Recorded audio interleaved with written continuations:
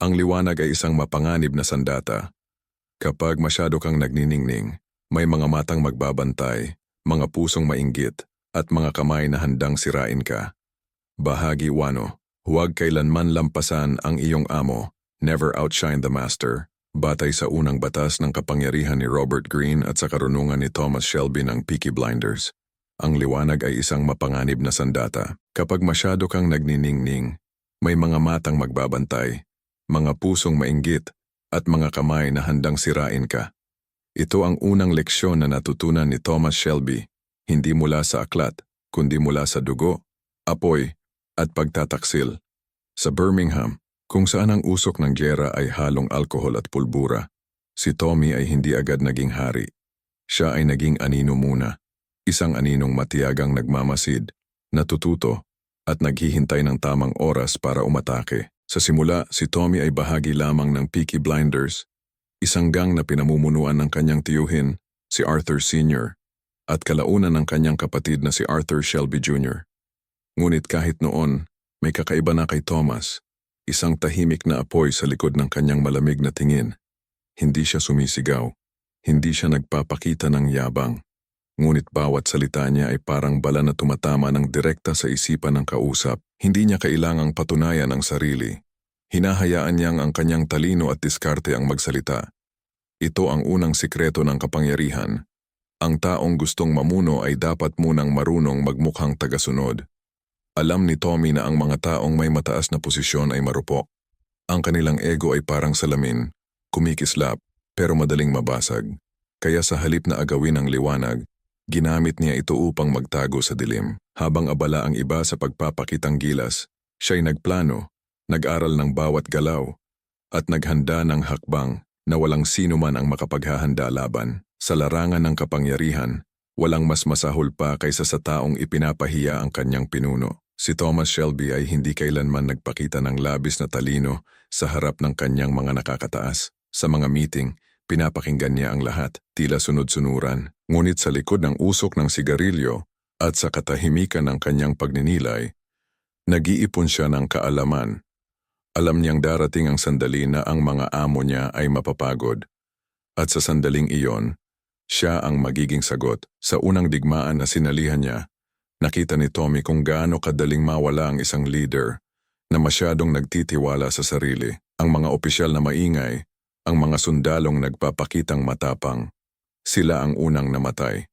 Siya sa kabilang banda ay tahimik, nagmamasid, gumagalaw ng eksakto, at nang matapos ang giyera, bumalik siyang buhay, dala ang bagong armas, disiplina at pananahimik. Ang dalawang bagay na magbibigay sa kanya ng imperyo, ang unang aral ng kapangyarihan. Huwag kailanman iparamdam sa sinuman na mas matalino, mas matapang, o mas may impluensya ka kaysa sa kanila. Sa halip palakasin ang kanilang ilusyon ng kontrol. Ito ang ginawa ni Tommy sa lahat, sa mga politiko, sa mga kalaban, at maging sa sariling pamilya. Habang iniisip ng iba na siya'y sumusunod, sa totoo'y siya na ang humahawak ng lubid. Tingnan natin ang isang eksena. Sa unang panahon ng Peaky Blinders, may eksenang hinayaan ni Tommy si Arthur na magmukhang leader. Ang mga tao sa paligid ay naniniwalang si Arthur ang boss dahil siya ang sumisigaw, siya ang marahas, siya ang nasa harapan. Ngunit sa bawat desisyon, si Tommy ang may huling salita. Sa bawat plano siya ang utak. At nang dumating ang oras na bumagsak si Arthur sa sarili niyang kahinaan, si Tommy ang tahimik na pumalit. At walang sino man ang kumontra. Ito ang kapangyarihan ng pagiging tahimik. Ang katahimikan ni Thomas Shelby ay hindi kahinaan. Ito'y disiplina. Ang bawat sandaling hindi siya nagsasalita ay sandaling ginagamit niya para intindihin ang kalaban. Habang ang iba'y nagpapakita ng galit, siya'y nagbibilang ng emosyon. Habang ang iba'y sumisigaw, siya'y nagbibilang ng hakbang. At nang dumating ang panahon, sa loob ng isang gabi lamang, binago niya ang direksyon ng buong organisasyon, mula sa ordinaryong gang patungong imperyo. Ngunit ang lihim ng batas na ito ay hindi lamang sa tahimik na kilos. Ito ay nasa kontrol ng imahe. Si Tommy ay lumikha ng imahe ng isang lalaking malamig, mahinahon, at imposibleng basahin. Sa ganitong paraan, kahit ang mga may kapangyarihan ay natatakot maglaro ng apoy sa harap niya. Kapag hindi mo alam kung ano ang iniisip ng tao, Natatakot kang umataking walang plano. Ang sining ng hindi paglampas sa amo ay hindi nangangahulugang magpakatanga. Ibig sabihin nito'y maging matalino sa pagpapanggap. Sa harap ng mga tao, hayaan mong sila ang bida. Pero sa dilim ikaw ang direktor. Sa ganitong paraan hindi ka kailanman nagiging target.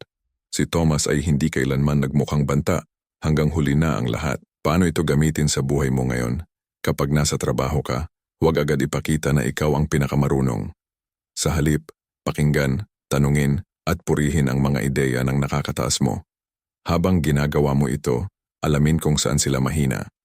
Tuklasin kung saan mo sila maipapakita nang hindi nila napapansin. Kapag dumating ang problema, ikaw ang solusyon. At sa sandaling iyon, ikaw na ang magiging indispensable. Tandaan mo, sa laro ng kapangyarihan, hindi laging panalo ang pinakamalakas, kundi ang pinakatiyempo. Tulad ni Thomas Shelby, kailangang matuto kang maging anino bago maging hari. Ang unang batas na ito ay pundasyon ng lahat ng susunod. Kung hindi mo kayang kontrolin ang iyong liwanag, lulunurin ka nito. Kaya bago mo subukang mangibabaw, siguraduhin mong hindi mo sinusunog ang mga taong nasa itaas mo. Sa sandaling maramdaman nila na ikaw ang banta, sisirain ka nila, hindi dahil sa ginawa mo, kundi dahil sa kung sino ka. At si Thomas Shelby ay hindi kailanman hinayaang mangyari iyon. Lihim na pangungusap ni Thomas Shelby. Ang mga taong nagmamadaling makilala mabilis ding nakakalimutan. Pero ang mga taong tahimik na gumagalaw, sila ang bumubuo ng mga alamat. O bahagi 2, gawing umaasa sila sa iyo, make others depend on you. Ikalawang batas ng kapangyarihan, ayon kay Robert Greene, isinabuhay ni Thomas Shelby ng Peaky Blinders. Sa digmaan, may dalawang uri ng sundalo. Ang isa ay humahanap ng utos, at ang isa ay lumilikha ng utos. Si Thomas Shelby ay matagal nang naintindihan ang katotohanan ito. Hindi mo kailangang maging pinakamalakas para manalo. Kailangan mo lamang gawing umaasa sa iyo ang mga taong mas malakas. Sa sandaling ikaw ang maging ugat ng kanilang lakas, kontrolado mo na rin ang kanilang kapangyarihan. Ito ang ikalawang lihim ng kapangyarihan, ang sining ng pag-asa. Sa Birmingham, habang lumalaki ang Peaky Blinders, hindi ginamit ni Tommy ang dahas para makakuha ng kapangyarihan. Ginamit niya ang pangangailangan. Pinag-aralan niya ang mga tao. Alamin kung ano ang gusto nila, kung ano ang kinatatakutan nila, at kung ano ang hindi nila kayang mawala. Kapag alam mo iyon, madali mo nang itali ang lubid. Ang sino mang umaasa sa iyo para sa pera, proteksyon o direksyon ay bihag mo, kahit hindi mo sila tinutukan ng baril. Isang halimbawa nito ay ang relasyon ni Tommy kay Polly Gray. Si Polly ang matriarka ng pamilya, ang tagapayo, at ang puso ng organisasyon. Ngunit kahit siya, unti-unting umasa kay Tommy. Paano? Sa pamamagitan ng mga desisyong hindi niya kayang gawin. Kapag may kailangan ng matapang na hakbang, si Tommy ang gumagawa. Kapag may sitwasyong walang sagot, siya ang lumilikha ng isa. At dahil dito, kahit na minsan ay hindi siya sinasang-ayunan ni Polly, alam niyang hindi niya kayang mawala ito. Ito ang diskarte ni Thomas. Gawing hindi na nila kayang mabuhay nang wala ka. Hindi dahil gusto mo silang alipinin, kundi dahil gusto mong magkaroon ng kontrol sa direksyon ng laro.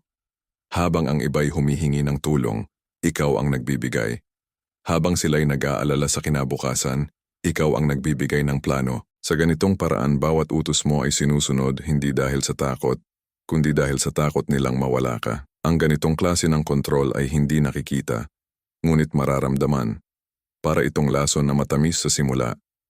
Kapag nasanay na silang ikaw ang laging may sagot, mahihirapan na silang tumingin sa iba. Ito ang dahilan kung bakit napakahirap talunin si Thomas Shelby. Kahit ang mga kalaban ay napipilitang makipag-alyansa sa kanya, dahil siya lamang ang may kakayahang magbigay ng solusyon sa kanilang problema. Tingnan natin ang kanyang pakikitungo sa mga politiko. Si Tommy ay isang kriminal sa papel, ngunit isang estratehista sa isip. Alam niyang ang mga politiko ay hindi naiiba sa mga magnanakaw. Pareho silang nangangailangan ng pera, impluensya at proteksyon. Kaya't sa halip na labanan sila, ginawang umaasa sila sa kanya. Binigyan niya ng tulong, impormasyon at pondo. At sa bawat utang na loob, isang piraso ng kanilang kalayaan ang nawala. Sa bawat pabor na ginawa niya, mas lalong humihigpit ang kanyang hawak. Sa gitna ng serye, makikita mo kung paano lumalawak ang imperyo ni Tommy. Hindi dahil sa armas, kundi dahil sa relasyon. Ang bawat tao sa paligid niya, mula sa kapatid hanggang sa mga kalaban, ay may utang sa kanya. Utang na hindi laging pera, kundi emosyonal. Isang utang ng tiwala, ng takot, ng pag-asa. At kapag nakapaloob na sa iyo ang emosyon ng isang tao, mas malalim pa iyon kaysa sa kahit anong kontrata. Ngunit may kasamang panganib ang batas na ito. Dahil kapag ikaw ang naging pinagmumulan ng lahat, nagiging target ka rin ng lahat. Ang lihim ni Thomas Shelby ay hindi lamang gawing umaasa ang mga tao, kundi gawing hindi nila alam na umaasa sila. Kapag alam ng isang tao na kailangan kanila, lalaban sila.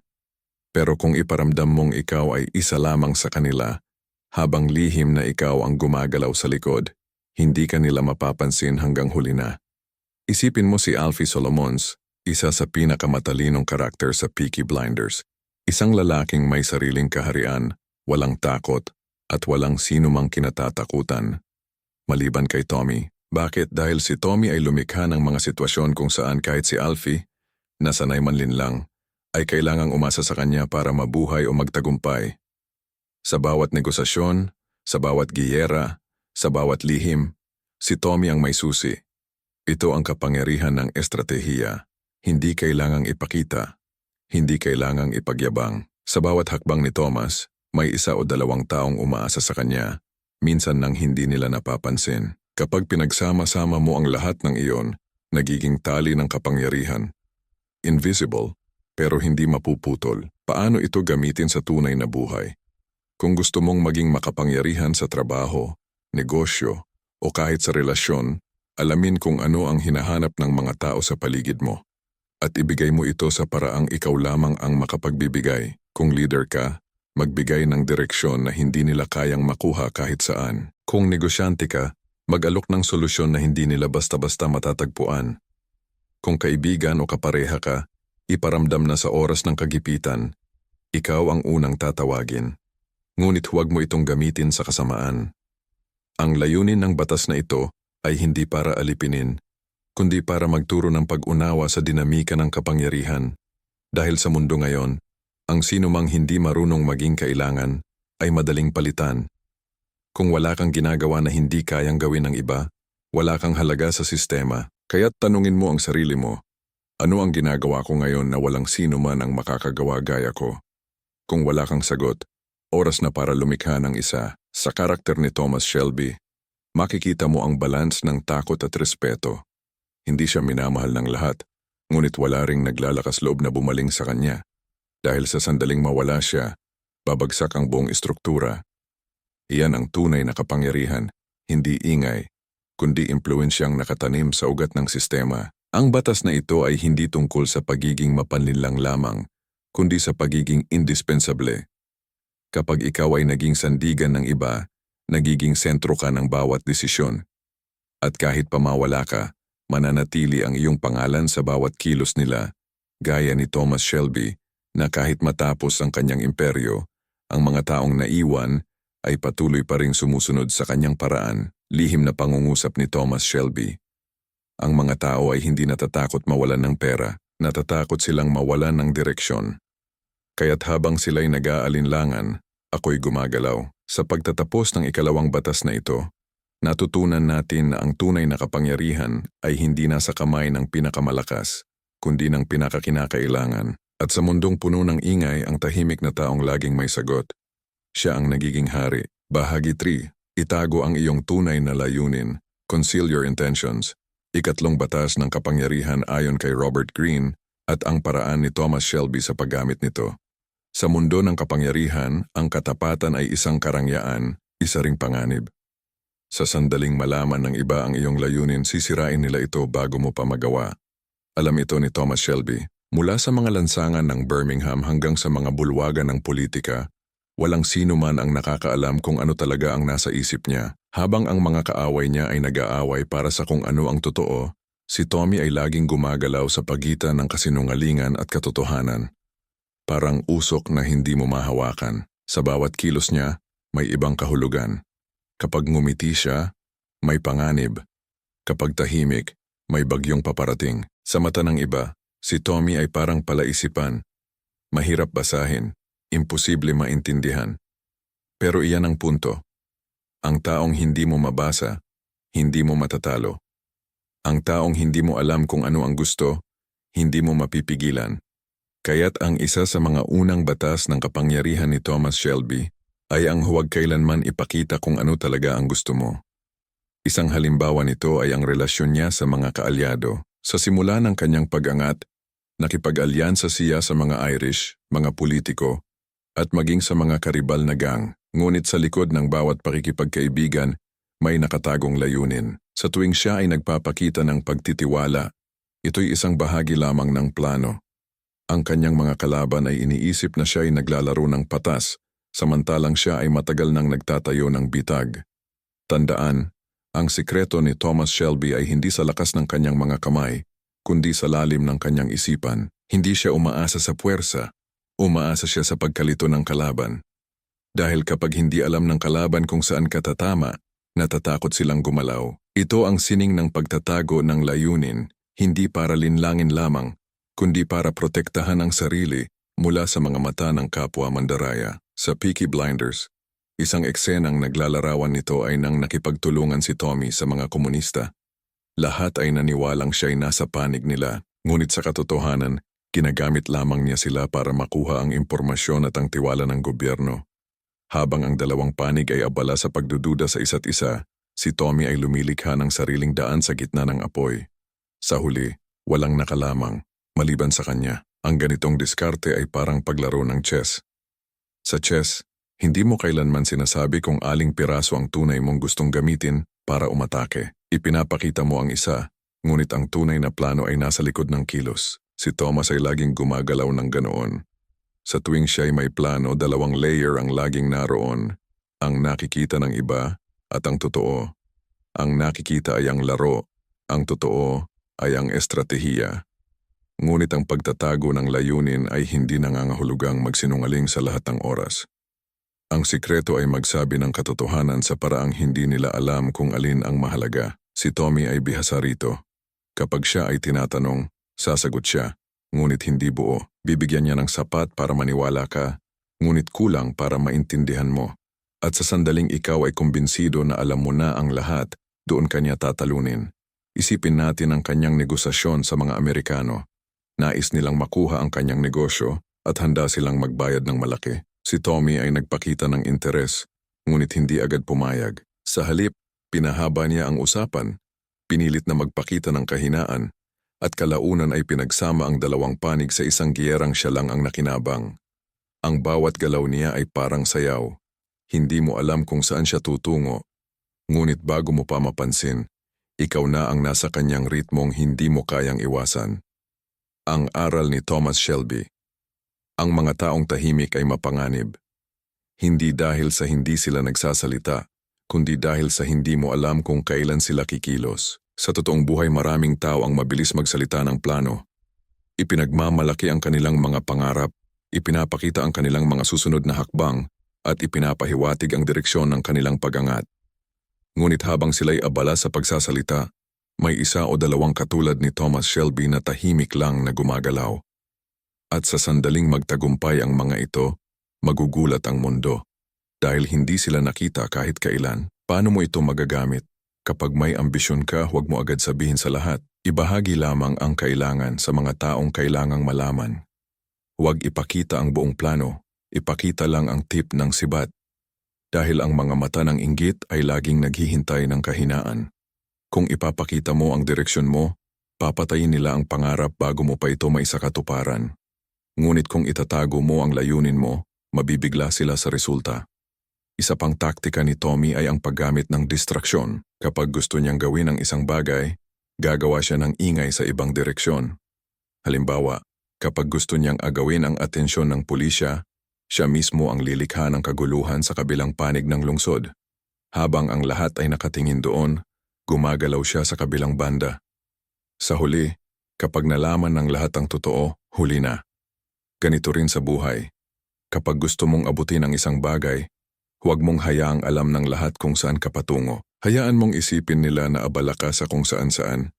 Iyon ang paraan para kumilos ng walang hadlang. Ang pagtatago ng layunin ay isang anyo ng emosyonal na disiplina dahil karamihan sa mga tao ay gustong mapuri. Gusto nilang marinig na sila ay matalino, magaling at may plano.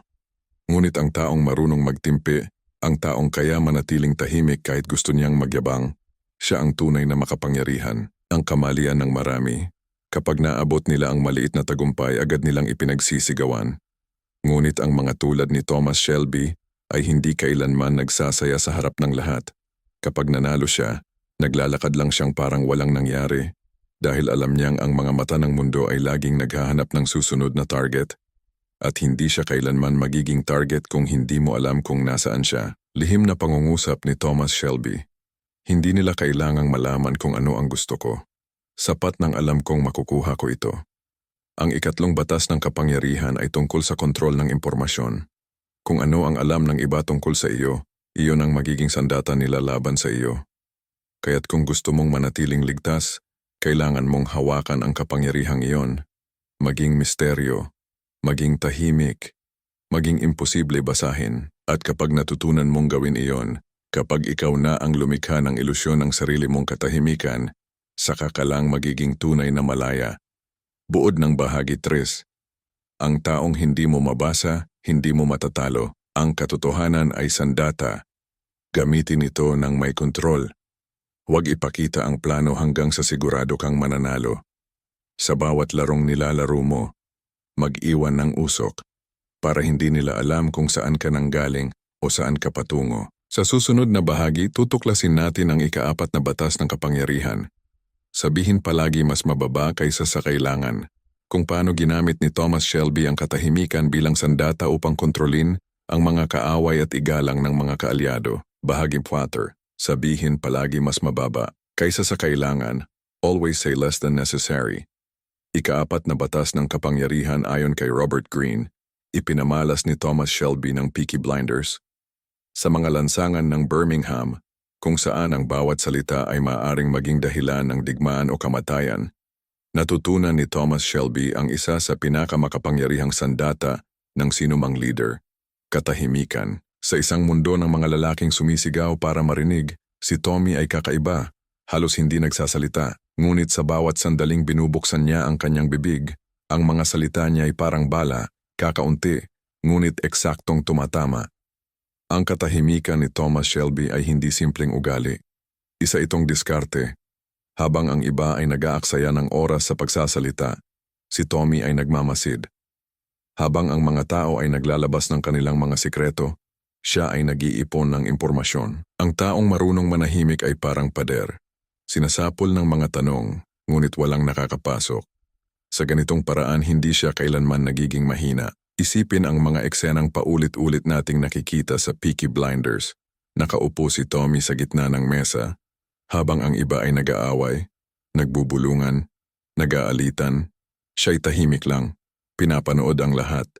Kapag siya na ang nagsalita, titigil ang lahat. Hindi dahil malakas ang kanyang boses, kundi dahil ang kanyang katahimikan bago magsalita ay mas malakas kaysa sa kanilang ingay. Ito ang ika-4 na batas ng kapangyarihan. Mas nakakatakot ang taong tahimik kaysa sa taong maingay. Ang katahimikan ay nagbibigay ng misteryo.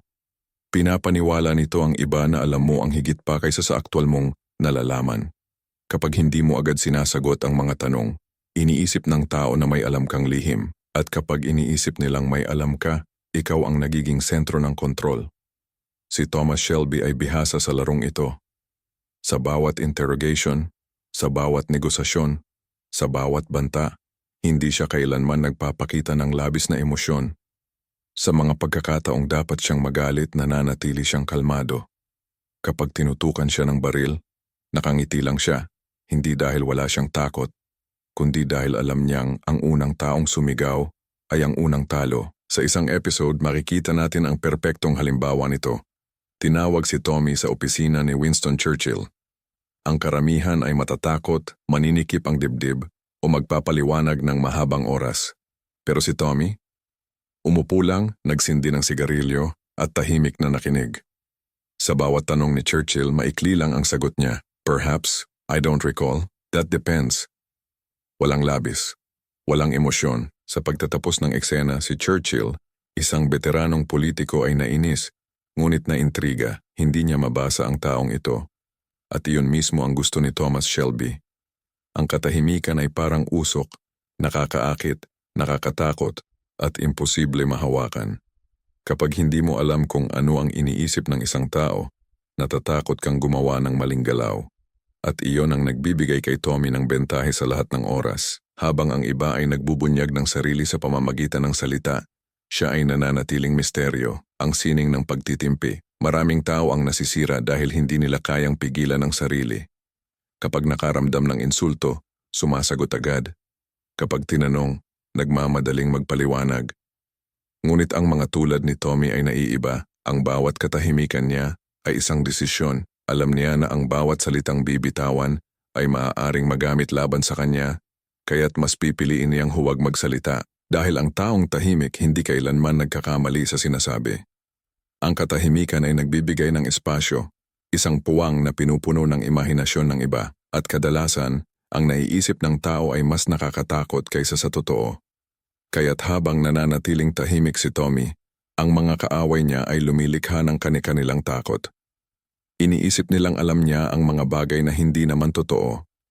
At habang sila'y nag-aalinlangan, si Tommy ay kumikilos. Ito ang dahilan kung bakit. Sa bawat negosasyon siya ang may kontrol. Ang taong maraming sinasabi ay nag-aalok ng masyadong maraming impormasyon. Pero ang taong tahimik ay may kapangyarihang hindi mo matantiya. Hindi mo alam kung siya ba'y kalmado o galit, kung siya ba'y papayag o tatanggi. At sa mundong puno ng gulo, ang hindi mo alam ay mas nakakatakot kaysa sa nakikita mo. Isang eksena ng kapangyarihan. Noong kinausap ni Tommy ang mga Romano para sa kasunduan, lahat ay nag-aagawan ng boses. Gustong ipakita ang kanilang katapangan. Si Tommy nakaupo lang, nagsindi ng yosi at tumingin sa kanilang mga mata. Nang siya'y tinanong kung anong gusto niya, sumagot lang siya ng 3 salita. Everything. On my terms. Tumahimik ang buong mesa. Wala nang kailangang idugtong. Sa 3 salitang iyon, ipinakita niya na hindi siya pwedeng tawaran. Ito ang sining ng pagsasalita ng mas mababa. Ang bawat salita mo ay may timbang. Kapag madalas kang tahimik, bawat sandali na magsalita ka ay nagiging makapangyarihan. Ang mga tao ay matututong pakinggan ka, hindi dahil kailangan nila, kundi dahil alam nilang kapag nagsalita ka, may kahulugan iyon. Paano ito gamitin sa buhay mo? Sa trabaho, kapag nasa meeting, huwag kang unang magsalita. Pakinggan ang lahat, at saka ka magsalita ng maikli ngunit matindi. Sa ganitong paraan ang boses mo ay magiging tanda ng direksyon. Sa relasyon, huwag agad magpaliwanag sa bawat hindi pagkakaunawaan. Minsan, ang katahimikan ay mas epektibo kaysa sa libong dahilan.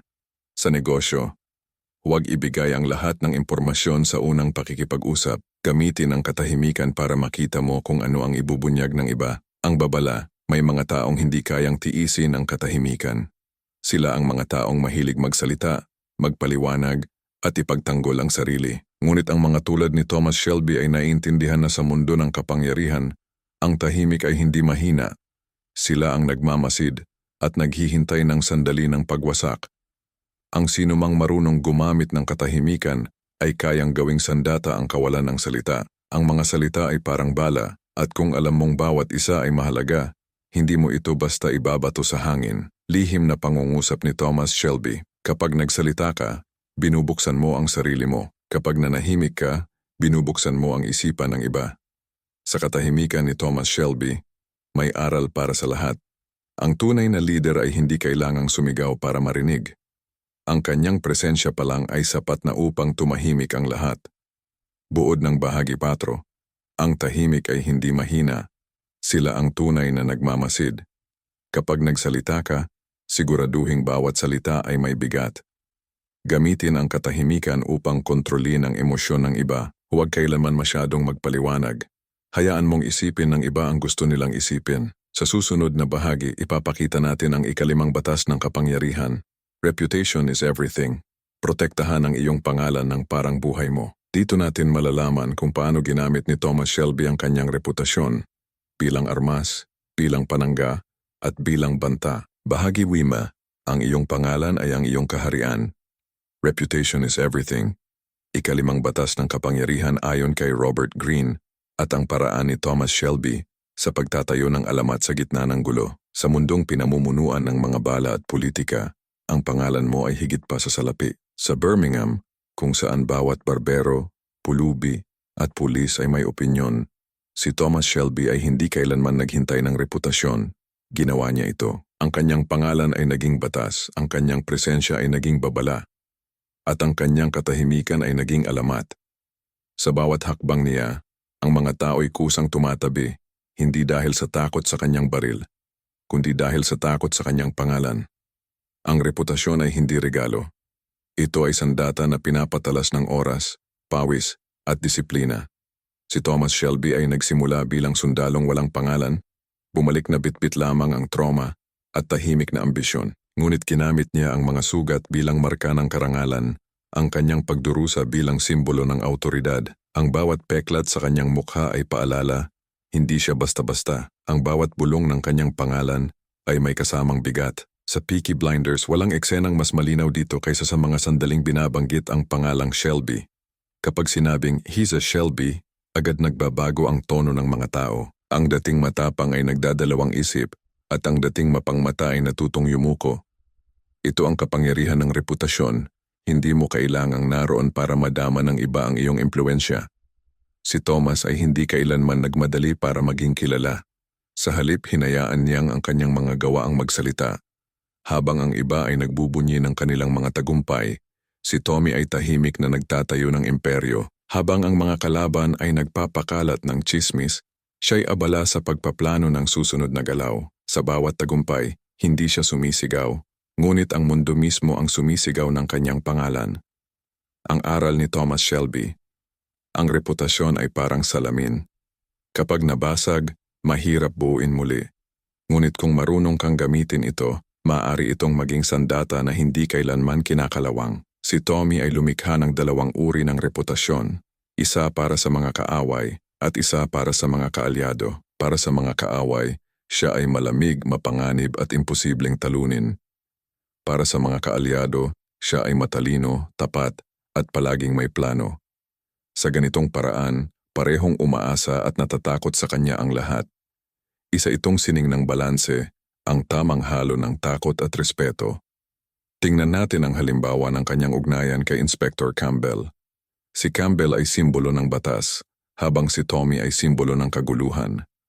Ngunit kahit pa ganoon, hindi kailanman napahiya si Tommy sa harap niya. Kapag tinutukan siya ng baril, hindi siya lumalaban.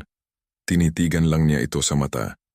Ang mga ganoong sandali ay nagtatayo ng reputasyon hindi sa pamamagitan ng salita, kundi sa pamamagitan ng presensya. Kapag naramdaman ng tao na hindi ka natitinag, kahit sila'y nanginginig, magbabago ang tingin nila sa'yo. Ang takot ay hindi nagmumula sa kilos, kundi sa kontraste. Habang ang mundo ay nagugulo, ikaw ay kalmado. Habang ang lahat ay natataranta, ikaw ay nagkakape. Iyan ang klase ng imahe na nagtatanim ng alamat. Ang paraan ng pagbuo ng reputasyon, piliin kung anong imahe ang gusto mong ipakita. Si Tommy ay piniling maging malamig, may disiplina at walang emosyon. Alam niyang ang ganitong imahe ay magpapanatili ng distansya sa mga tao, at sa distansyang iyon naroon ang respeto. Ulitin ito sa bawat kilos. Sa bawat eksena, makikita mo siyang pareho, hindi sumisigaw, hindi nagagalit, laging kontrolado. Dahil kapag hindi mo kayang kontrolin ang sarili mo, paano mo kokontrolin ang mundo? Protektahan ito sa lahat ng oras. Kapag may nagbanta sa reputasyon mo, huwag mo itong palampasin. Si Tommy ay laging lumalaban kapag may umaatake sa kanyang pangalan, hindi dahil sa pride, kundi dahil alam niyang isang maling bulong ay pwedeng maging bagyo. Isang malinaw na halimbawa nito ay nang kumalat ang tsismis na ang mga Shelby ay nawawalan ng kapangyarihan. Sa halip na magpaliwanag, si Tommy ay gumawa ng kilos. Isang gabi lamang, pinabagsak niya ang kalabang nagsimula ng bulong. Wala siyang ipinahayag. Wala siyang ipinagtanggol. Ang kilos niya mismo ang nagsalita. Walang sinumang magdududa sa pangalan ng Shelby. Ito ang lihim. Sa mundo ng kapangyarihan, ang reputasyon ay mas mabilis kaysa sa bala. Kapag nasira ito, hindi mo mababawi sa pamamagitan ng dahas. Ngunit kung maingat mo itong itinayo, kahit wala ka, ipagtatanggol ka nito. Ang mga tao ay tatakbo hindi dahil naroon ka, kundi dahil dala mo ang anino ng iyong pangalan. Paano ito gamitin sa tunay na buhay? Kung gusto mong umangat, alamin mo muna kung ano ang nakikita ng mga tao sa iyo. Kung wala pa silang nakikita, panahon na para likhain mo ito. Piliin mo ang imahe na gusto mong itanim, matalino, maaasahan, disiplinado o misteryoso, at panindigan mo ito araw-araw.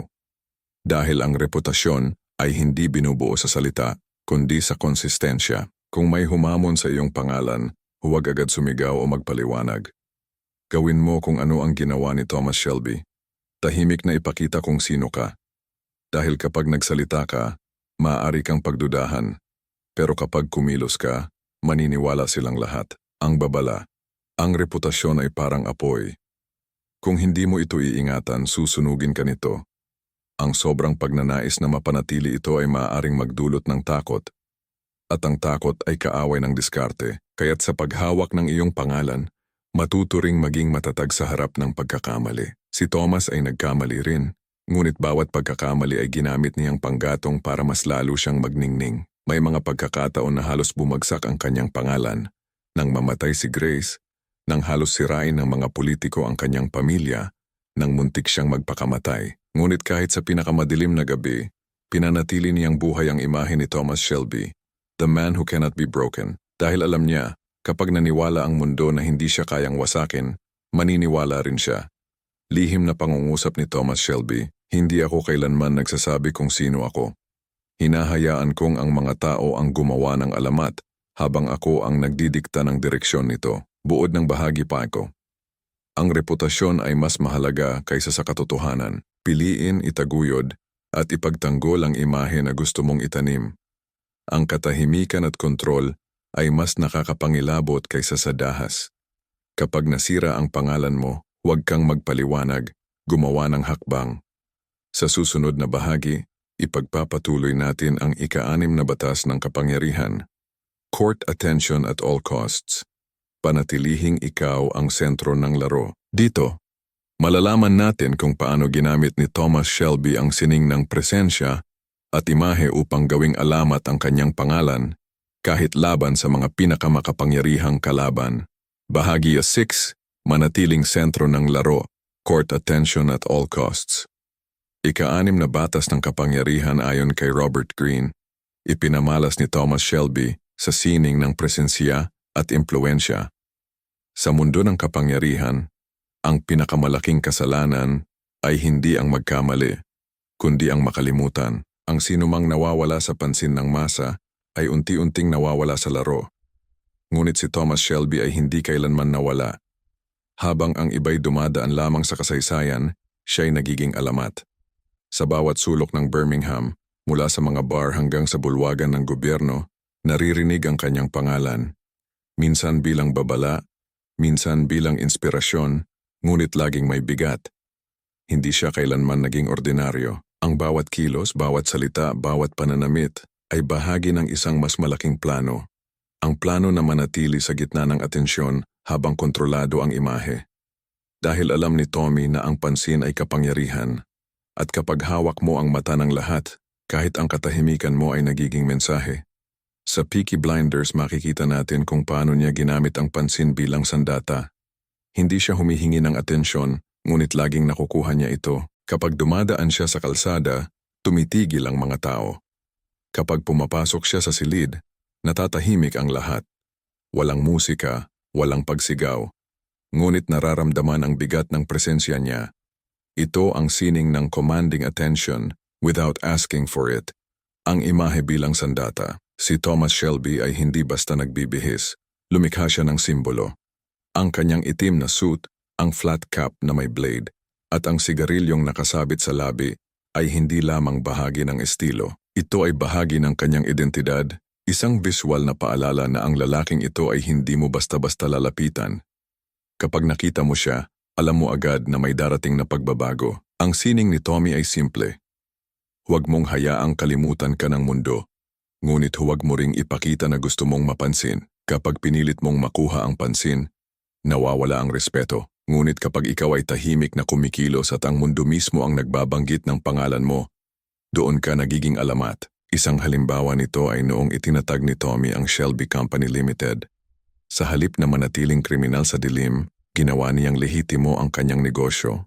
Ngunit hindi niya itinago ang kanyang pinanggalingan, ginamit niya ito. Sa bawat pulong, sa bawat press release, binabanggit niya ang kanyang nakaraan bilang sundalo, bilang tao mula sa kalye. Sa ganitong paraan, pinagsama niya ang takot at paghanga, ang respeto at kaba. Ang resulta, hindi siya basta negosyante, siya ay phenomenon, ang laro ng imahe. Ang mga karaniwang tao ay nagtatago sa likod ng kanilang mga papel, leader, biktima, tagasunod. Ngunit si Thomas Shelby ay marunong magpalit ng maskara depende sa eksena. Kapag kasama ang mga opisyal, siya ay edukado at maginoo. Kapag kasama ang mga gang, siya ay malamig at marahas. Kapag kasama ang pamilya, siya ay tahimik ngunit mapagmahal. Ang bawat bersyon niya ay totoo, ngunit lahat ay bahagi ng iisang estratehiya. Ang manatiling nasa isip ng lahat. Ang mga taong nakalimutan ay mga taong natalo. Sa politika, negosyo at buhay, kapag hindi ka na pinag-uusapan, wala ka na. Alam ito ni Tommy, kaya't bawat hakbang niya ay kalkulado para lumikha ng reaksyon. Kapag tahimik ang Birmingham, gagawa siya ng hakbang para muling maging sentro ng usapan. Kapag kalmado ang mga kaaway, magpapadala siya ng mensaheng magpapayanig sa kanila. Hindi dahil gusto niyang magulo, kundi dahil gusto niyang manatiling nasa kontrol ng takbo ng mga pangyayari. Ang paradokso ng pansin, ang taong desperado sa atensyon ay nawawalan ng halaga. Pero ang taong marunong lumikha ng misteryo, ng presensya, at ng tahimik na banta, siya ang hindi kailanman makakalimutan. Ito ang nilikha ni Thomas Shelby. Sa bawat kilos niya may aura ng panganib. Kahit hindi mo alam kung ano ang gagawin niya, alam mong may mangyayari. Isang eksena ng lihim na kapangyarihan. Noong pumunta siya sa parlamento, ang mga politiko ay hindi inaasahan ang dating gangster na ito. Ngunit sa halip na magpakumbaba, pumasok siya ng may postura ng hari.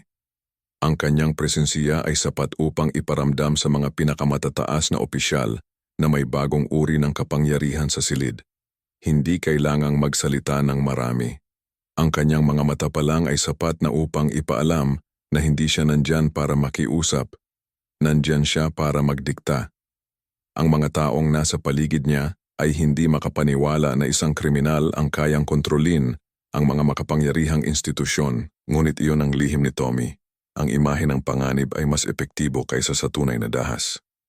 Habang ang iba ay nagpapakita ng baril, siya ay nagpapakita ng intensyon. Habang ang iba ay nagbabanta, siya ay ngumingiti.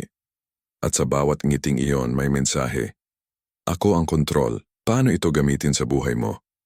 Kapag gusto mong mapansin sa karera o sa negosyo, huwag kang sumigaw, gumawa ng presensya.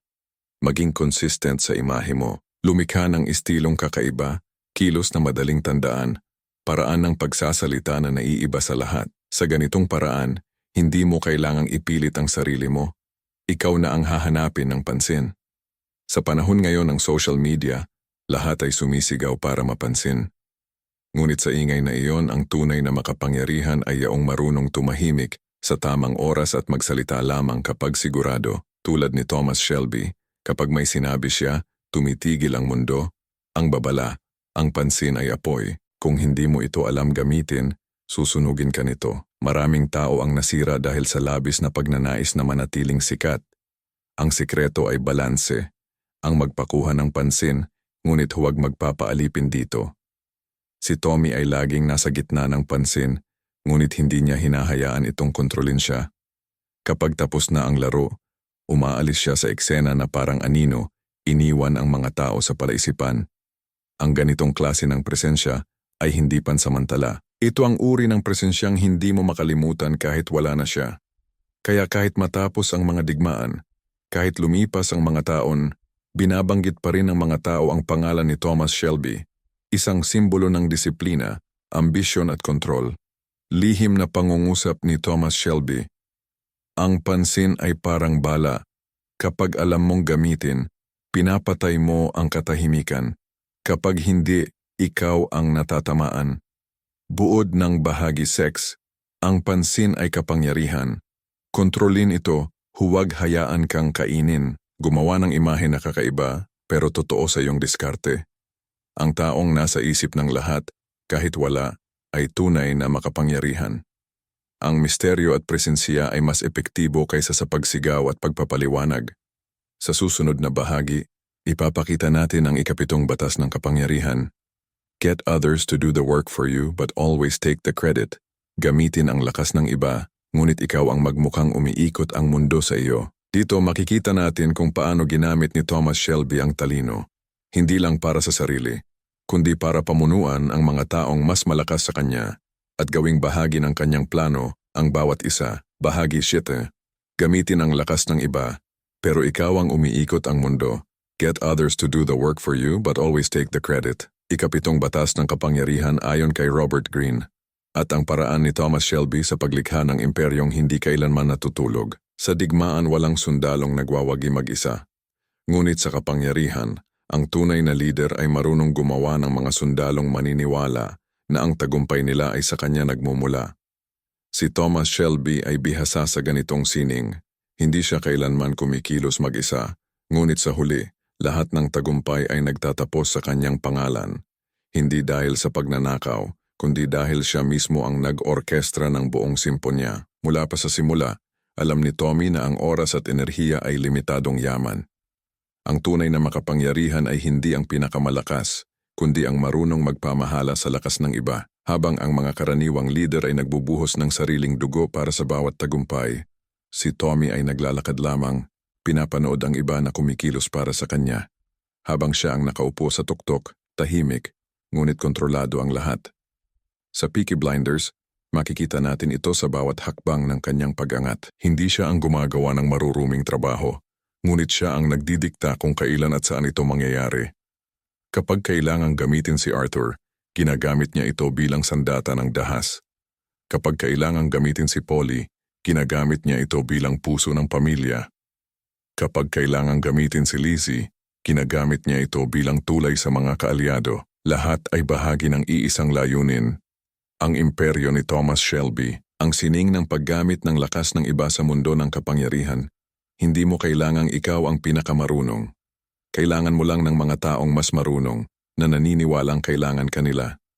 Si Tommy ay marunong pumili ng ganitong uri ng tao, mga eksperto, mga matalino, mga marahas, ngunit lahat ay umaasa sa kanya para sa direksyon. Ginawa niyang parang karayom ang kanyang sarili. Walang sino man ang makakabuo ng damit nang wala siya. Kapag gusto niyang makamit ang isang layunin, hindi siya nagsisimula sa tanong na, paano ko ito gagawin?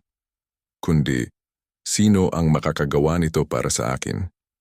Iyan ang kaibahan ng karaniwang leader at ng estratehista. Ang una ay nagsusumikap, ang pangalawa ay nagpaplano. At sa bawat planong iyon, may isang taong hindi nakakaalam na siya ay bahagi lamang ng mas malaking larong pinapatakbo ni Thomas Shelby. Tingnan natin ang halimbawa. Noong pinasok ni Tommy ang larangan ng politika, hindi siya pumasok bilang isang politiko. Ginamit niya ang mga politiko mismo para buksan ang pinto. Pinakain niya sila ng mga pangako, pinahiram ng pera, at kalaunan ay ginamit ang kanilang utang laban sa kanila. Kapag nagsimula na silang gumalaw para sa kanya, hindi na niya kailangang gawin ang trabaho. Sila mismo ang nagbubukas ng mga daan na dati ay sarado sa kanya. Ang laro ng kredito, ang tunay na leader ay marunong magpaubaya ng gawa, ngunit hindi ng kredito. Alam ni Tommy na ang tao ay likas na gustong mapuri, kaya't binibigyan niya sila ng ilusyon ng kapangyarihan. Pinaparamdam niya sa kanila na sila ang bida, habang siya ang nagsusulat ng script. Kapag tagumpay, siya ang unang binabanggit. Kapag kabiguan, siya ang huling sinisisi. Iyan ang sining ng kontrol. Kapag may isang miyembro ng Peaky Blinders na nakagawa ng maganda, binibigyan niya ito ng parangal. Hindi upang pasalamatan, kundi upang itali palalo ang loob. Kapag binigyan mo ang tao ng pagkilala, iniisip nilang may utang sila sa iyo. Sa ganitong paraan, ang kredito ay nagiging tanikala. Ang bawat papuri ay parang alon na bumabalik sa pinagmulan. Thomas Shelby, ang ganitong estilo ng pamumuno ay hindi lamang epektibo sa negosyo. Ito rin ay psikolohikal dahil ang mga taong nasa ilalim mo ay magpupunyagi, hindi dahil sa takot, kundi dahil gusto nilang patunayan na karapat-dapat sila sa iyong pangalan. Iyon ang tunay na kontrol. Kapag ang mga tao ay gumagalaw hindi dahil sa utos, kundi dahil sa paniniwala. Ang eksena ng estratehiya. Sa isang pulong ng Shelby Company, makikita si Tommy na nakaupo lang, naninigarilyo habang ang mga tauhan niya ay nagtatalo. Sa bandang huli, magsasalita siya ng isang linya lang. Do it, at lahat ay susunod. Hindi niya kailangang magpaliwanag dahil inihanda na niya ang mga isip nila. Ang bawat isa ay may papel at lahat ay nakaprograma para magbigay ng resulta na pabor sa kanya. Ganito rin sa buhay. Kung gusto mong maging epektibo, kailangan mong matutong magtiwala, ngunit may direksyon. Ang pagtitiwala ni Tommy ay may kasamang tanikala. Bawat taong binibigyan niya ng responsibilidad ay alam niyang may hawak siyang bagay na maaaring gamitin laban dito kapag kinakailangan. Ang babala. Ang paggamit ng lakas ng iba ay delikadong sining. Kapag sobra nagiging tamad ka, kapag kulang nauubos ka. Kaya't si Tommy ay laging nasa gitna. Alam niya kung kailan siya kikilos at kung kailan siya magpapatrabaho. Kapag dumating ang sandali na kailangan niyang dumumi ng kamay, ginagawa niya ito ng walang pag-aalinlangan.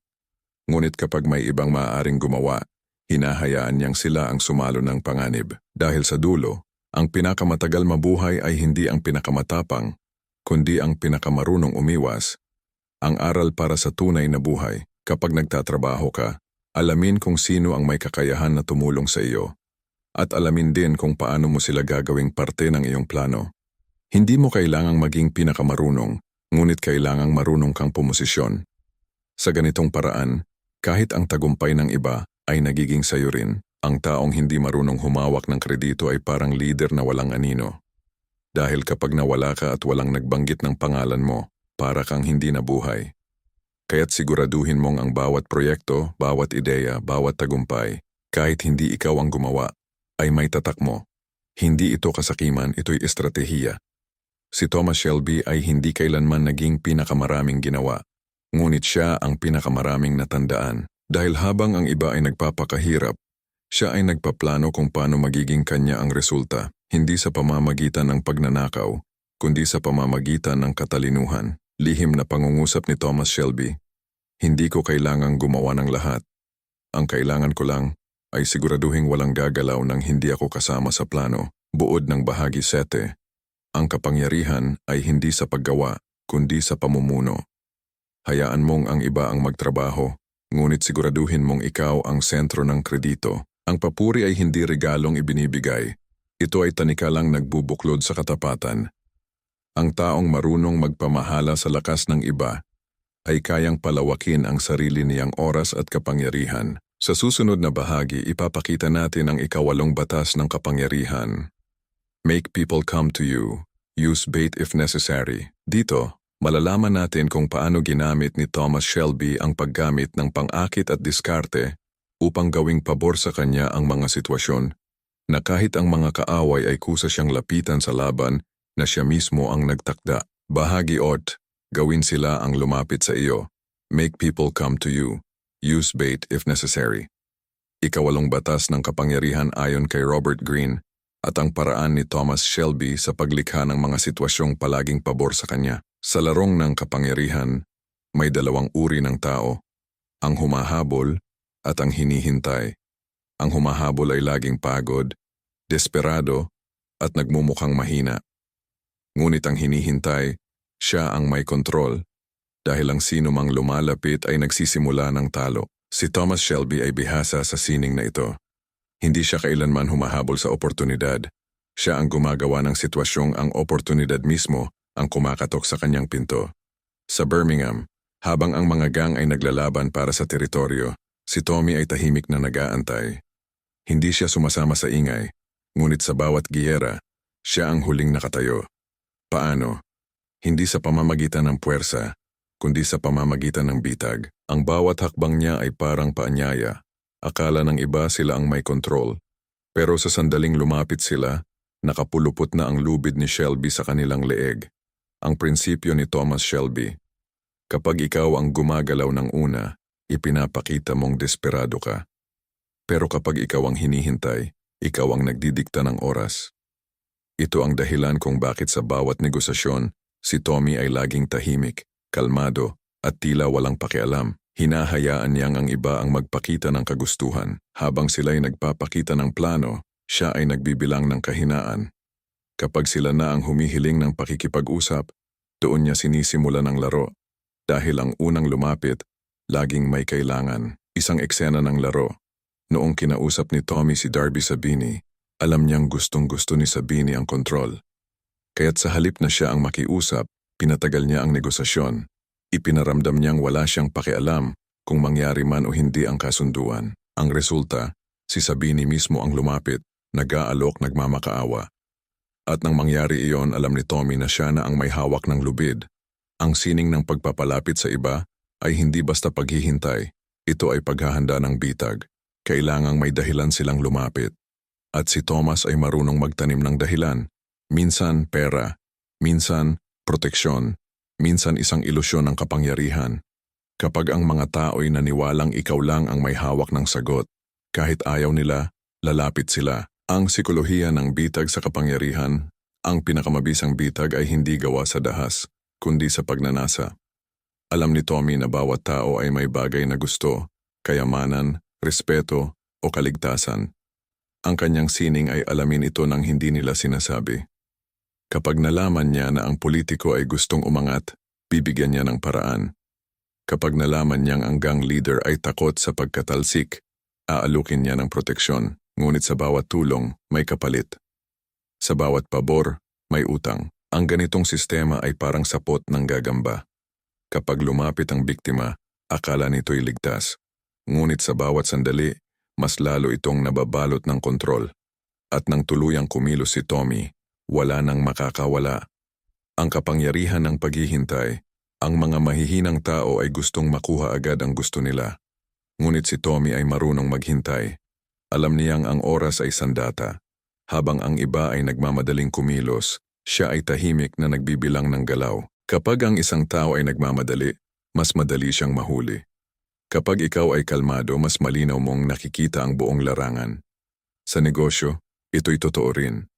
Kapag gusto mong makuha ang isang deal, huwag kang magmukhang sabik. Ang taong sabik ay madaling manipulahin. Pero kapag tahimik ka, ipinapakita mong may iba kang pagpipilian. At iyon ang kinatatakutan ng lahat, ang ideya na hindi ka nila kailangan. Ang imahe ng hindi umaasa, isa sa pinakamabisang sandata ni Tommy ay ang imahe ng kawalang pakialam. Hindi dahil wala talaga siyang pakialam, kundi dahil alam niyang ang taong tila hindi umaasa ay nagmumukhang mas makapangyarihan. Sa mga pulong, madalas siyang magyusi habang ang iba ay nag-aalala. Sa mga deal, siya ay tumatahimik habang ang iba ay nagpapaliwanag. Sa ganitong paraan, hindi niya kailangang ipakita ang pangangailangan. Sila na mismo ang mag-aalok. Ang ganitong taktika ay makikita sa tunay na buhay. Ang mga taong tila abala, mahirap kausapin o may sariling direksyon, sila ang hinahabol. Ngunit ang mga laging available, laging nagpapaliwanag, laging sumusuyo, sila ang madaling iwan. Kaya't sa bawat pakikitungo mo isipin, ako ba ang humahabol o ako ang hinihintay? Isang aral sa negosyo at buhay, kung gusto mong makuha ang respeto ng tao, huwag kang laging unang kumilos. Maghintay. Hayaan mong sila ang maunang magpakita ng interes. Kapag nakita nila na ikaw ay kalmado at tiyak, magtitiwala silang ikaw ang may kontrol. At kapag sila na ang lumapit, hawak mo na ang direksyon ng relasyon. Ang laro ng ilusyon, ang pagbitag ay hindi palaging panlilinlang. Ito ay paglikha ng imaheng gustong paniwalaan ng iba. Si Tommy ay lumikha ng imahe ng taong may sagot sa lahat. Sa totoo, hindi palaging ganoon. Ngunit dahil naniwala ang mga tao na siya ang tanging kayang mag-ayos ng kaguluhan, sila mismo ang lumalapit para humingi ng tulong. Sa bawat paglapit, nadaragdagan ang kanyang kapangyarihan. Ganito rin sa mga relasyon. Kapag nakilala mo ang taong marunong maghintay, tahimik ngunit misteryoso, nararamdaman mong kailangan mo siyang makilala. Hindi dahil sa ginawa niya, kundi dahil sa hindi niya ginawa. Ang misteryo ay mas malakas kaysa sa presensya. Isang eksena ng sining.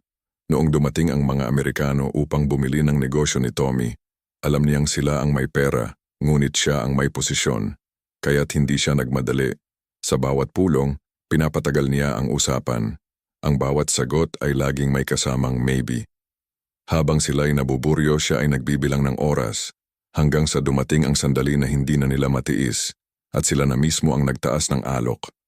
Ito ang kapangyarihan ng kontroladong distansya. Kapag hindi mo pinilit ang mundo, kusa itong lalapit sa iyo. Paano ito gamitin sa tunay na buhay? Huwag magmukhang sabik. Kahit gusto mong makuha ang isang bagay, panatilihin ang composure. Lumikha ng halaga. Gawin mong malinaw na ikaw ay may kakayahan o posisyon na hindi basta makuha ng iba. Gamitin ang pangakit. Alamin kung ano ang gusto ng tao at ipakita na ikaw lang ang may kakayahang ibigay iyon. Kontrolin ang oras. Ang taong marunong maghintay ay laging may bentahe sa taong nagmamadali. Ang babala. Ang labis na paghihintay ay maaaring maging kasalanan din. Kapag masyado kang naghintay, mawawala ang tiyempo. Kaya tulad ni Tommy, dapat kang marunong tumukoy ng sandali ng paglapag. Kapag lumapit na sila, huwag mong hayaang makaalis pa. Si Thomas Shelby ay hindi lamang umaasa sa pagkakataon. Siya mismo ang lumilikha nito. Sa bawat bitag na inilatag niya, may aral ng kontrol, disiplina, at tiyempo. Ang kanyang kapangyarihan ay hindi sa pagtakbo, kundi sa kakayahang maghintay hanggang ang mundo mismo ang lumapit sa kanya. Lihim na pangungusap ni Thomas Shelby.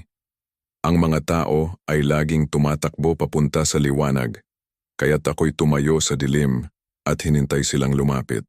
Bod ng bahagi 8. Ang taong lumalapit muna ay laging nasa kahinaan. Ang kapangyarihan ay nasa kakayahang maghintay at magpaantay. Gamitin ang pang-akit at pangangailangan ng iba bilang bitag. Ang imahe ng hindi umaasa ay mas makapangyarihan kaysa sa tunay na kontrol. Sa susunod na bahagi, tutuklasin natin ang ikasiyam na batas ng kapangyarihan. Win through your actions, never through argument. Manalo sa gawa, hindi sa salita.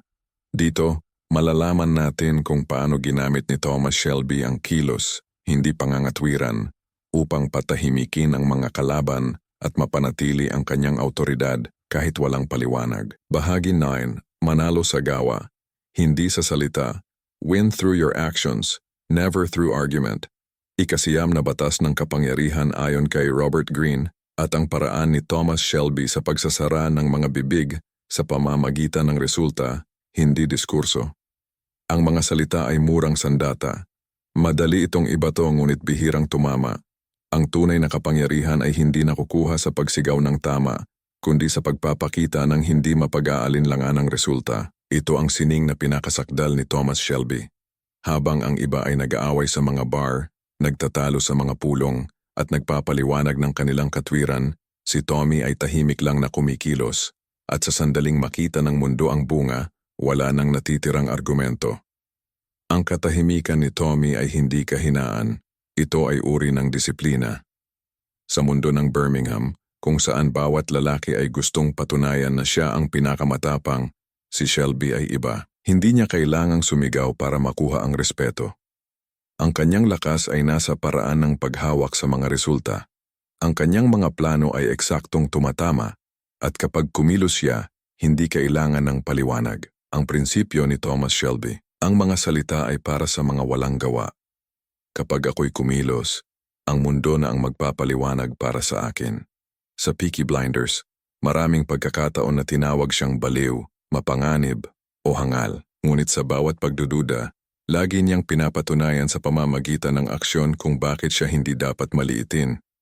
Nang sabihin ng mga kaaway na hindi niya kayang pumasok sa negosyo ng gobyerno, ginamit niya ang kanilang sariling pera laban sa kanila. Nang akusahan siyang walang puso, ipinakita niyang kaya niyang isakripisyo ang sarili para sa pamilya.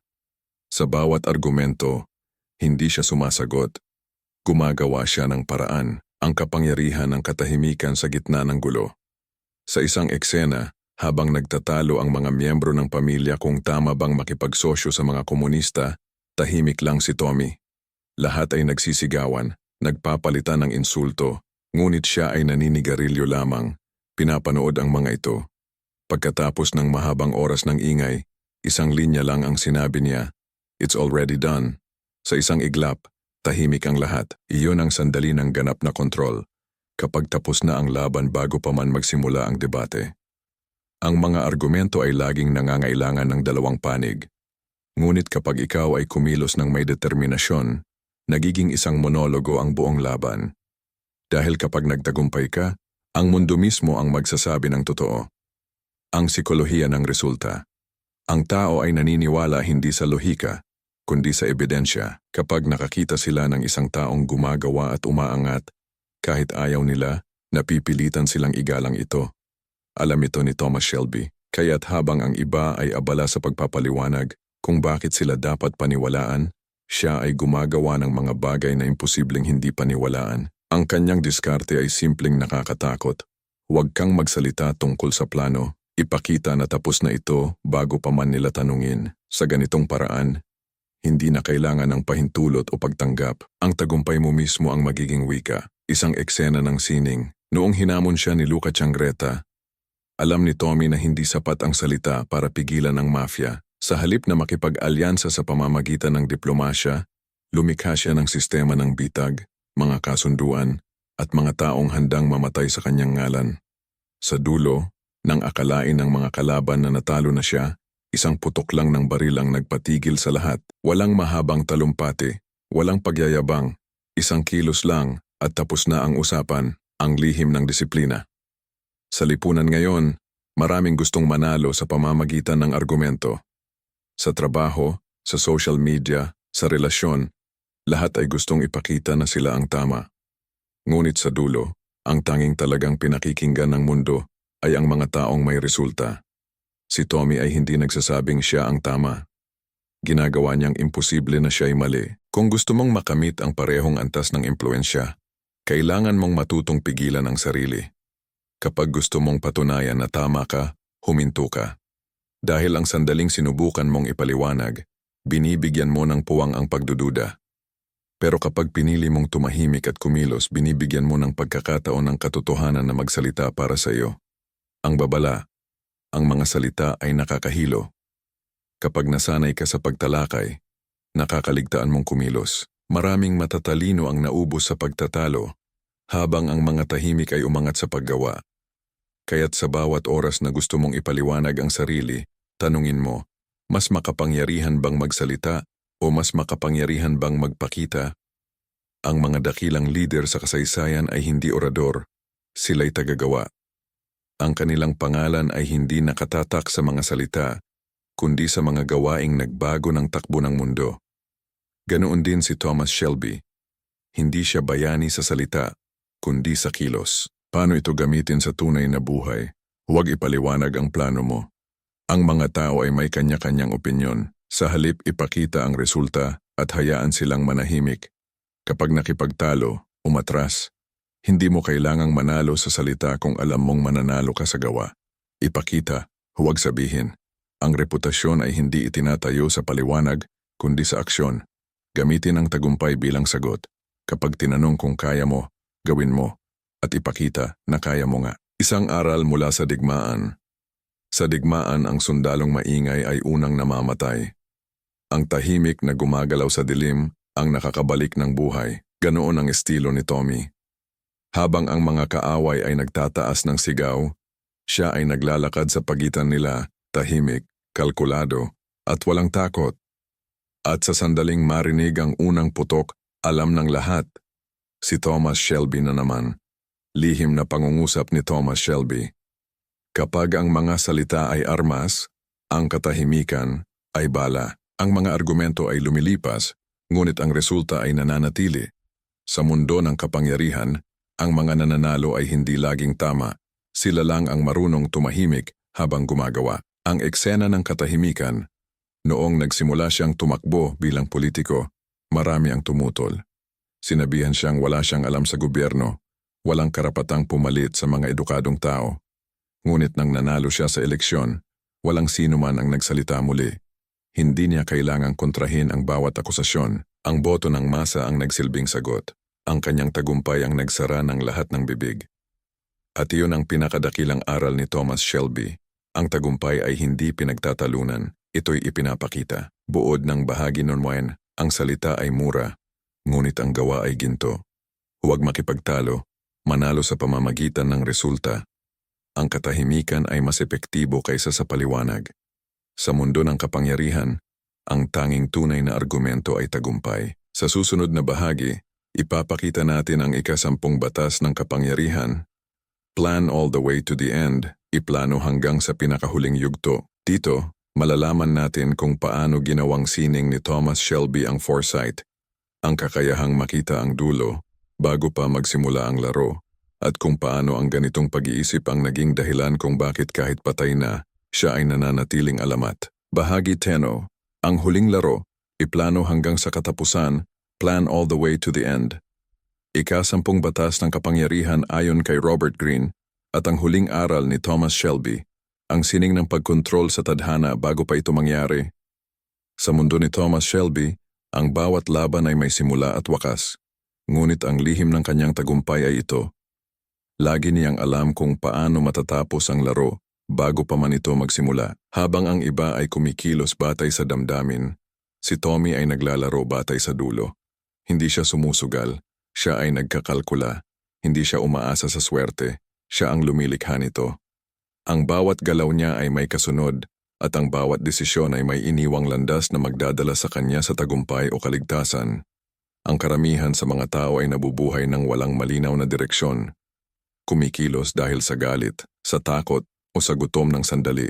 Ngunit sa laro ng kapangyarihan ang sinumang hindi marunong tumingin sa hinaharap ay unti-unting nilalamon ng sarili niyang emosyon. Alam ito ni Thomas Shelby, kaya't kahit sa gitna ng gulo, lagi siyang may plano. At sa bawat plano, laging may reserbang plano. Ang prinsipyo ni Thomas Shelby. Habang ang iba ay nag-iisip ng bukas, iniisip ko na kung ano ang mangyayari sa 5 taon, at iyon ang dahilan kung bakit ako pa rin ang nakatayo. Sa Peaky Blinders makikita natin ito sa paraan ng kanyang pagkilos. Kapag may giyera, hindi siya lang basta lumalaban.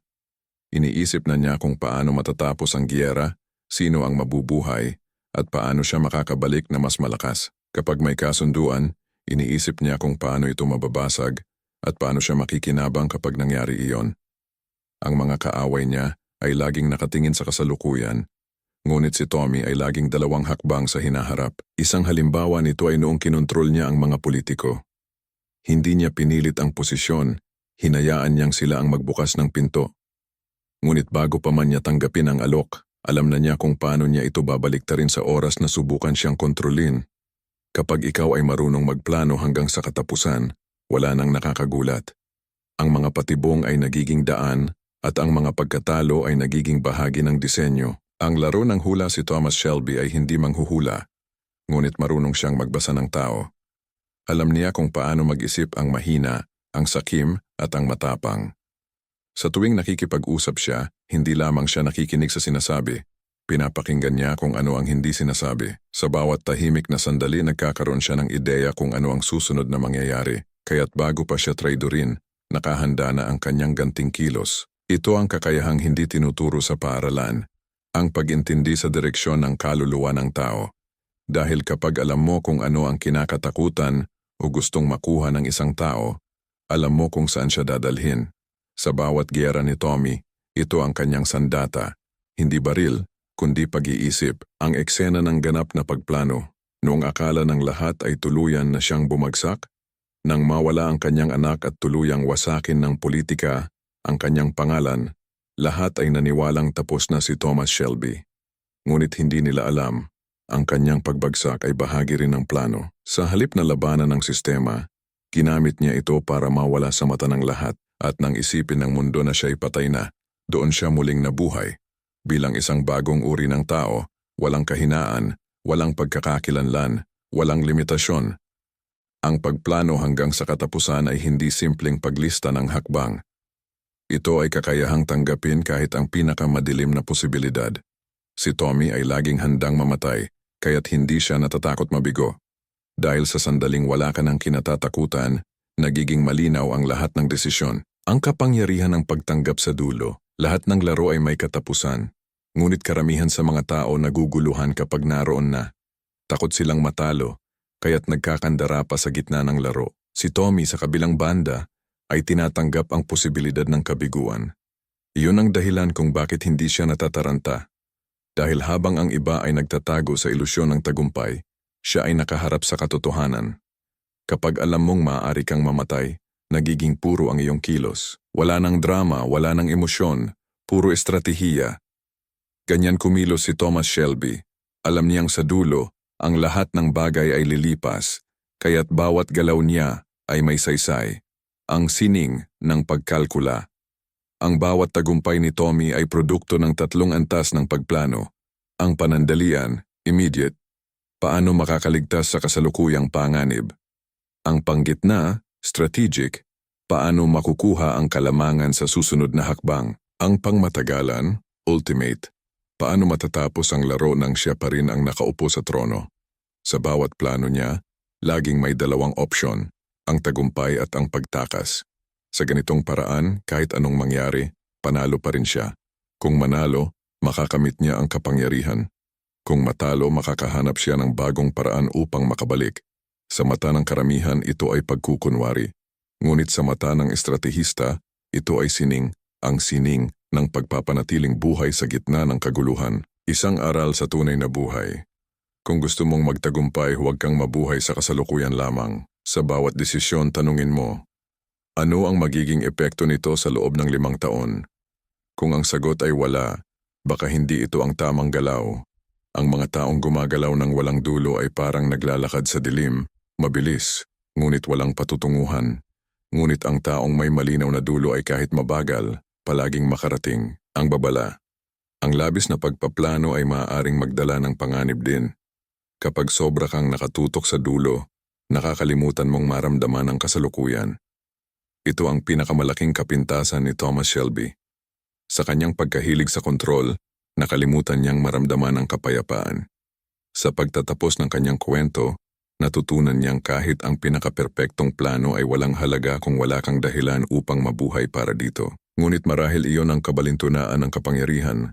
Upang lubos mo itong maunawaan, kailangan mo munang mawala sa sarili. At iyon ang nangyari kay Thomas Shelby sa kanyang huling mga sandali. Nang malaman niyang hindi pala siya malapit ng mamatay, napangiti siya. Hindi dahil siya'y ligtas kundi dahil sa wakas, hindi niya na kailangang magplano. Ang lihim na aral ng katapusan, ang tunay na kapangyarihan ay hindi sa kakayahang kontrolin ang lahat, kundi sa kakayahang bitawan kapag tapos na ang laro. Ang mga taong laging gustong manalo ay laging pagod, ngunit ang taong marunong tanggapin na ang dulo ay bahagi ng plano, siya ang tunay na malaya. Lihim na pangungusap ni Thomas Shelby. Pinlano ko ang bawat bagay, kahit ang araw na hihinto na akong magplano. Epilogo. Ang alamat ni Thomas Shelby. Sa kasaysayan ng katang-isip, bihirang may karakter na kasing tahimik ngunit kasing lakas. Si Thomas Shelby ay hindi lang isang gangster. Siya ay sagisag ng disiplina, katalinuhan at kontrol sa sarili. Sa ilalim ng malamig na tingin, may lalaking sinugatan ng mundo. Ngunit ginamit ang sugat na yon bilang sandata. Bawat batas ng kapangyarihan na kanyang ginamit, mula sa pagiging anino hanggang sa pagiging alamat, ay nagpapatunay sa isang katotohanan. Ang kapangyarihan ay hindi para sa marahas, kundi para sa marunong maghintay. Sa huli, hindi na mahalaga kung nanalo siya o natalo.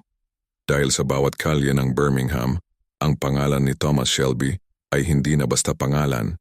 Ito ay babala, inspirasyon, at alamat ng isang taong nilaro ang mundo at laging umalis sa mesa na may ngiti. Huling aral. Huwag magplano para manalo lamang. Magplano para mabuhay ng may kahulugan. Huwag mong gawing obsesyon ang dulo. Gawin mong direksyon. At kapag dumating ang oras na tapos na ang laro, maglakad kang tahimik tulad ni Thomas Shelby at hayaang ang mundo ang magsalita ng pangalan mo. Buod ng bahagi 10. Konklusyon ng 10 aral ni Thomas Shelby. Huwag kailanman lampasan ang iyong amo, maging anino bago maging hari. Gawing umaasa sila sa iyo. Ang kontrol ay nakatago sa pangangailangan. Itago ang iyong tunay na layunin. Ang misteryo ay sandata. Sabihin palagi mas mababa kaysa sa kailangan. Ang katahimikan ay impluensya. Protektahan ang iyong pangalan. Ang reputasyon ay mas mabilis kaysa sa bala. Manatiling sentro ng laro. Ang presensya ay kapangyarihan. Gamitin ang lakas ng iba. Ang katalinuhan ay nasa pamamahala. Gawin sila ang lumapit sa iyo. Ang paghihintay ay forma ng kontrol. Manalo sa gawa, hindi sa salita. Ang resulta ay wika ng kapangyarihan. Iplano hanggang sa katapusan. Ang foresight ang tunay na anyo ng kapangyarihan. At ngayon, habang bumabagsak ang huling usok mula sa kanyang sigarilyo, alam ng mundo. Si Thomas Shelby ay hindi isang tao lamang. Siya ay ideya. Ideya ng taong kayang kontrolin ang sarili upang kontrolin ang lahat, lihim na pangungusap ng alamat. Sa huli, hindi ko kailangang manalo sa laro. Dahil ako ang gumawa ng mga patakaran.